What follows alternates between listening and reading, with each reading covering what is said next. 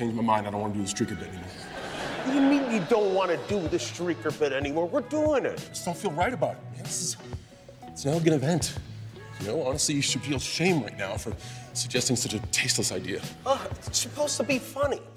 The actor left little to the imagination at Sunday night's ceremony, March 10th, in a nod to Robert Opel running across the stage naked at the 1974 Oscars.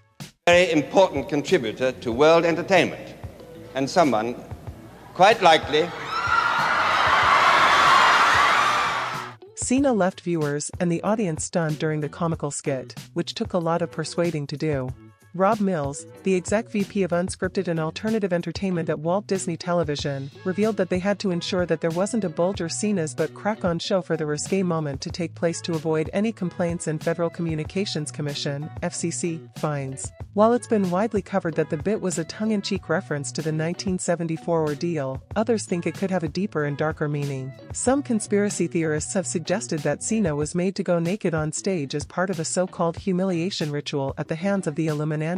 John Cena going through an intense Illuminati humiliation ritual right now at the Oscars, someone wrote. This is next-level stuff they have put Cena through lately. Was the fame and fortune worth it, John? John Cena naked at the Oscars is 100% a humiliation ritual. There's no other explanation for it, echoed another. It's not funny to normal people. It's not entertaining. It's not purposeful. A third added, John Cena going through an intense Illuminati humiliation ritual right now at the Oscars. A different ex-user insisted, you cannot deny this anymore. This is a Hollywood humiliation ritual. They got John Cena to do this in the Oscars. If you don't believe this is not a real thing, you are definitely clueless. But others were quick to note that Cena has long showcased his ripped physique to fans and used to don a pair of tiny shorts during his WWE days. John Cena being accused of doing a humiliation ritual by people who used to cheer him on when he was wrestling nearly naked men is too much irony to unpack, one person said. The humiliation ritual ***T is so ridiculous. John Cena has always been weird. It's why we like him, a second person penned. Someone else went on, I've seen 4 tweets too many talking about John Cena doing a humiliation ritual, as if he wasn't the biggest professional wrestler in the world for 15 straight years, doing far more embarrassing things than being slightly naked on the Oscars, but I digress. While many stars in the audience were amused by the skit, some hit out at the Oscars and Cena for allowing it to happen on a program that was potentially being watched by kids. I wonder if John Cena is going to apologize to the parents of the children that watched his naked ass on stage at the Oscars, one person said.